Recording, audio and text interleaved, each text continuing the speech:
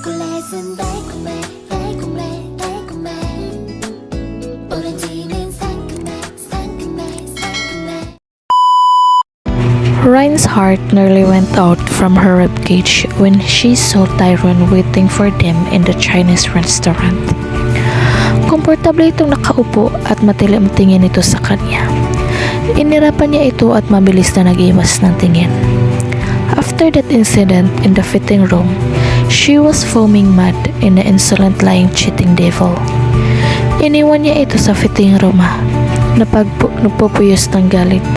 How dare he scared her like that?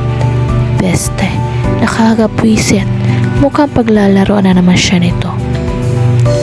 Umakto si Ryan na para bang hindi niya ito nakita at nasampal si Tyrone sa fitting room. Umakto siyang normal habang kasama ang mami niya at si Tita Marian. Oh, it's Tyrone. Masayang wika ni Tita Marian na may halong gulat. Akala ko hindi pa siya uuwi. Mabilis na laglakad ang ginang patungo kay Tyrone at niyakap ang anak nito. Siya naman ay walang imik na umupo sa pinakamalayang upuan kay Tyrone.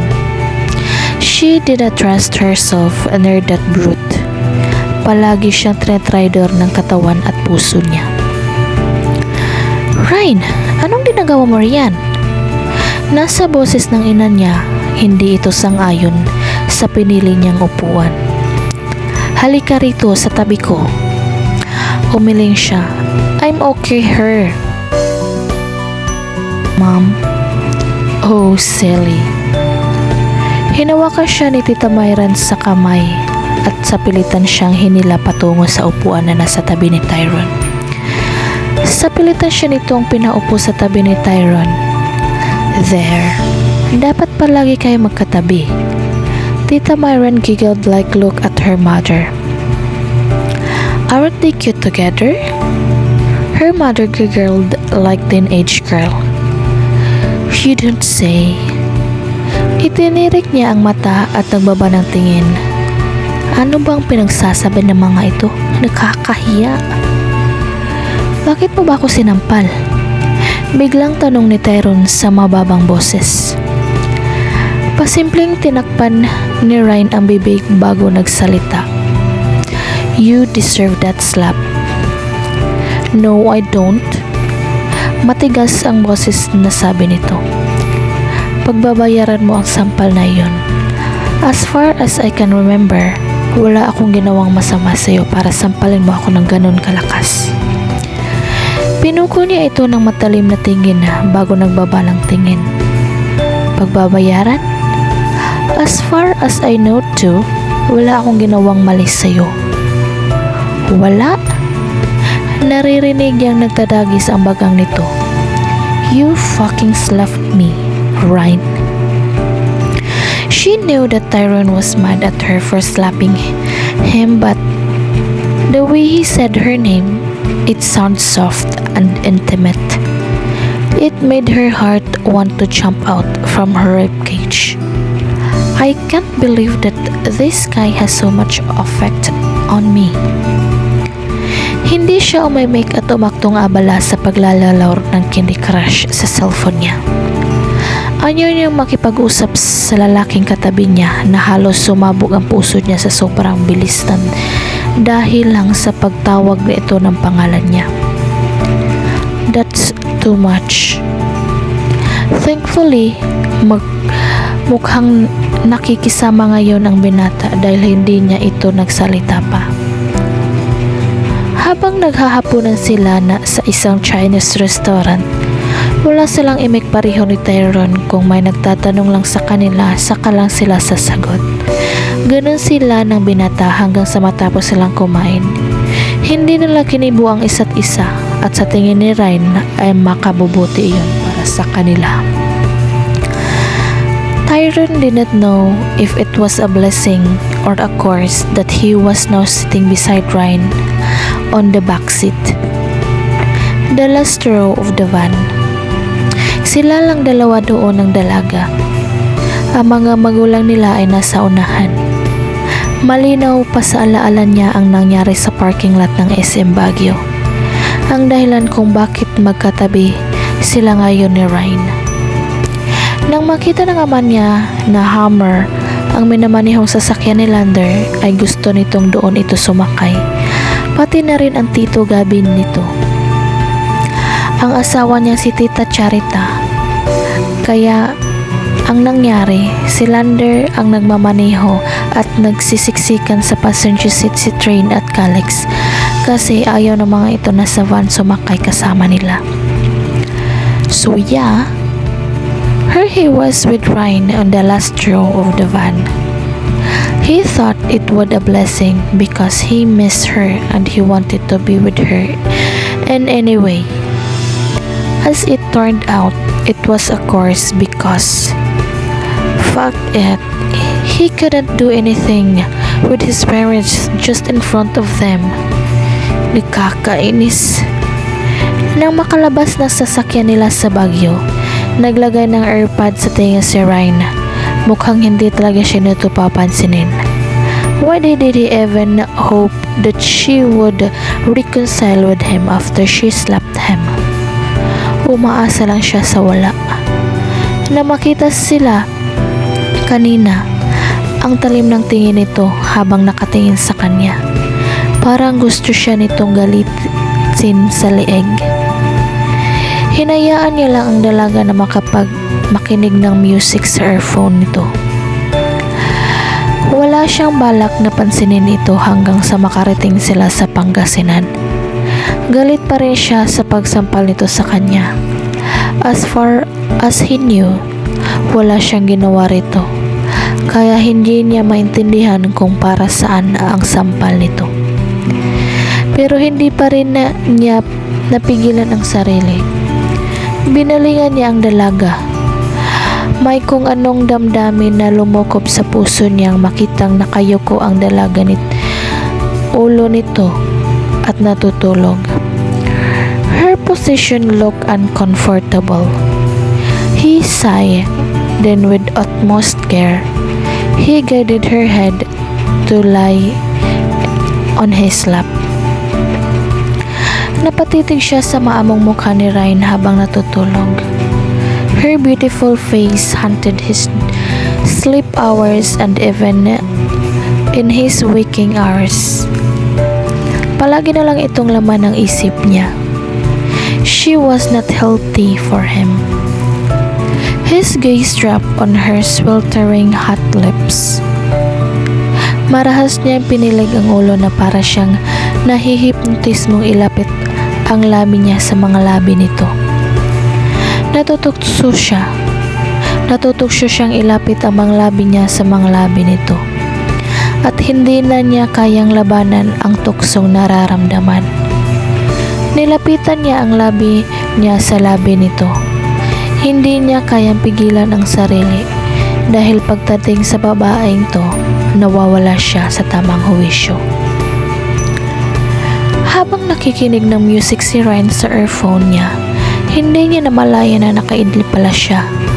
Na magtingin siya, nakauna na siya sa ulo niya sa hita ni Tyrone at nakalapat na ang labi nito sa mga labi niya.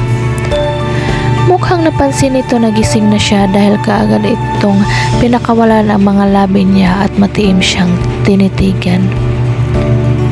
His butterscotch eyes stared at her like he was reading her very soul. She tried to look away but he didn't let her. Don't look away. Ani ito habang pigilan ang ulo niyang lumingon sa ibang direksyon. Fine. Bakit mo ako hinalikan? Aniya sa mahinang boses para hindi marinig ng ibang taong tanong niya. Akala ko magalit ka sa akin. Galit ako sa iyo, Ryan. Kasing hina rin ng boses niya ang boses nito. Pero alam mo kung anong nakakabaliw? Ano? Hindi ko kayang manatiling galit sa iyo kahit isang oras lang.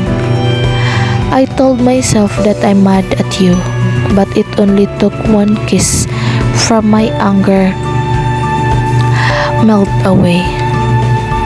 She gulped at the intensity of his tears. I hate you. What did I do to deserve that hate's rain? Galit ako sa'yo kasi sinampal kita. Her finger touched the tip of his nose and playfully tapped it multiple times. Pinaglalaruan mo lang naman ako. You are not planning to take me seriously. I know that I'm just a passing fancy for you. I know that you are taken, but I give myself to you. I'm so stupid. Hindi man ako ganito noon. Hindi ako ng tipo ng babaeng basta-bastang ibubuka ang hita para sa isang lalaki. Alam ko. Satisfaction and triumphant flash on his butterscotch eyes. Virgin ka nang maangkin kita, kaya ayaw kong may humahawak sa'yo na iba kasi akin ka lang. Hindi siya sang-ayon sa huling sinabi nito. No, Tyron, hindi mo ako pagmamayari. Ilang ulit ko bang dapat sabihin sa'yo? Walang nagmamayari sa akin. Kasi, pag-aari ko ang sarili ko. You can claim me as your, even if you are not the one who made me a woman. It does not work that way. Humiling-iling ito. Halatang hindi rin siya sang-ayon sa sinabi niya. Kahit ilang ulit mong sabihin na hindi kita pag-aari, para sa akin, you are mine. Period. Right sign and defeat. There was no point in arguing with Tyron. Wala itong pinakikinggan maliban sa sarili nito. Nagpakawala siya ng buntong hininga at tumagilid ng higa paharap sa zipper ng pantalon nito.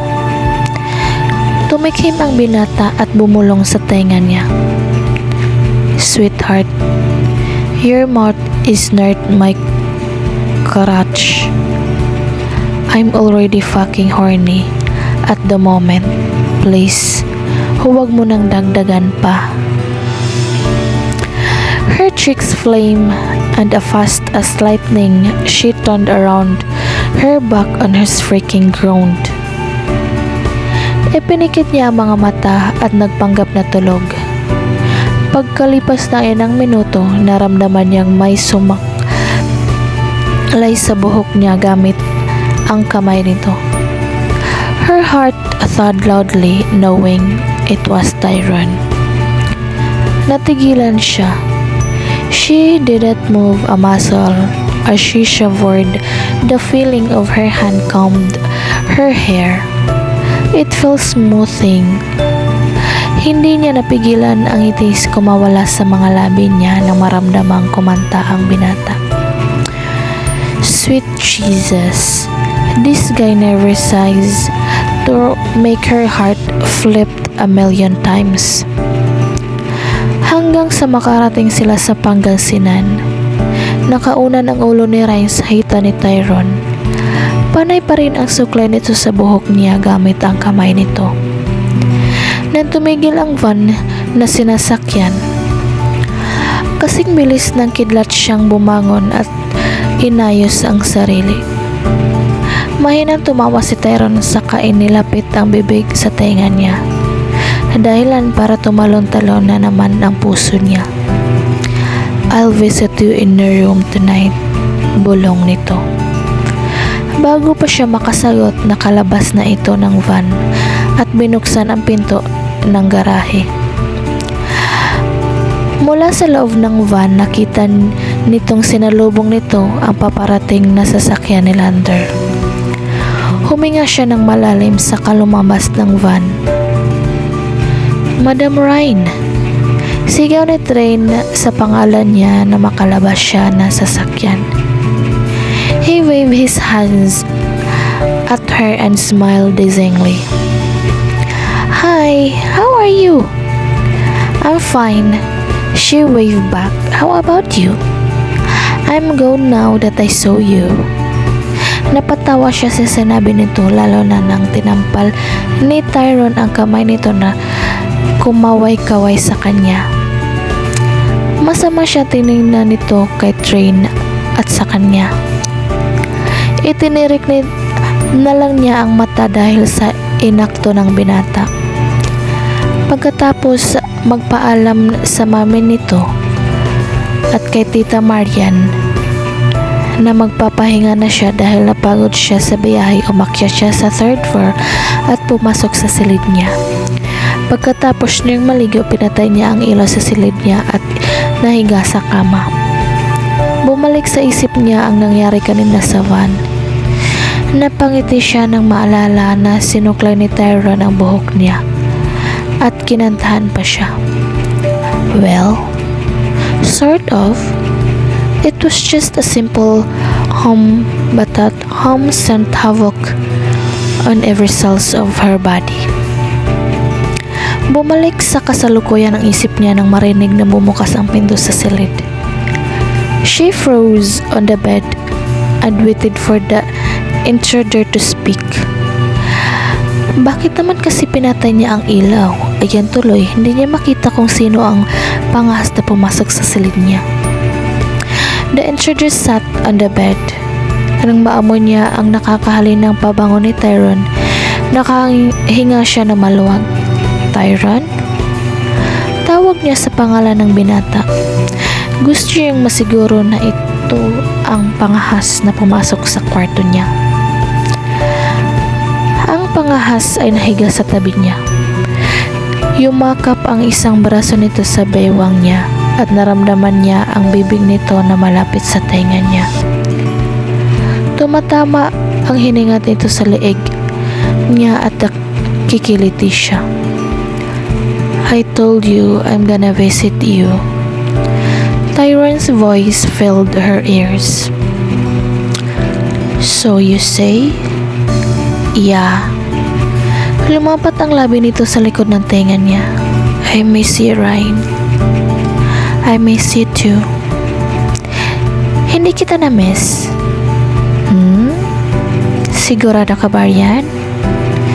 Gumapang ang labi nito pababa sa leeg niya. Stop denying the obvious, Ryan. Alam kong na-miss mo ako. His baritone voice sounded husky and downright seductive. Ryan couldn't help but to get wet down there. Tyrone. She breathed out. Her breath in. Yes, sweetheart. Do you want me to touch you? Her lips traveled down to the veil on her breast. Do you want me to pleasure you? Tuksong-tukso na siyang tumango at sagutin ito ng oo. Pero kinagat niya ang dila para pigilan ang sarili. Answer me, Ryan. Gumapang ang kamay nito mula sa baywang niya patungo sa gitnang bahagi ng hita niya. Do you want me to pleasure you, touch you, and lick you? Kinagat niya ang pang-ibabang labi para pigilan ang sagot na gustong lumabas sa bibig niya. Don't say it, Ryan. Please don't say it. She squeezed her eyes shut when Tyrone settled on top of her. His lips were not hovering over her needy parted lips. Say you want me, Ryan. Bulong nito sa labi niya, and I'll pleasure you until you can't take it anymore. Mas bumaon pa ang ngipin niya sa pang-ibabang labi.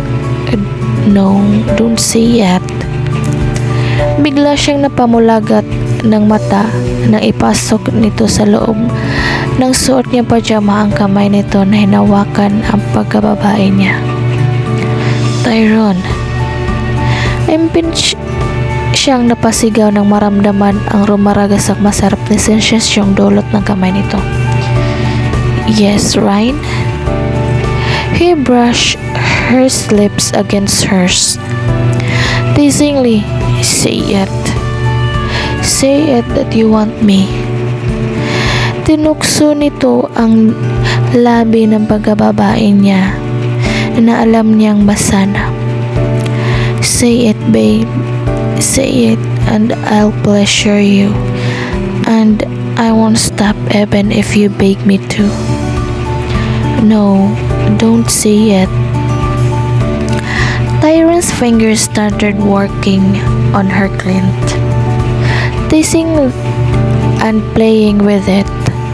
Hindi niya mapigilang ang pagdaing sa sarap ng at lihim na nagdarasal na sana ay ipasok nito ang daliri sa loob niya. Say it, Ryan. Say it. Damn it.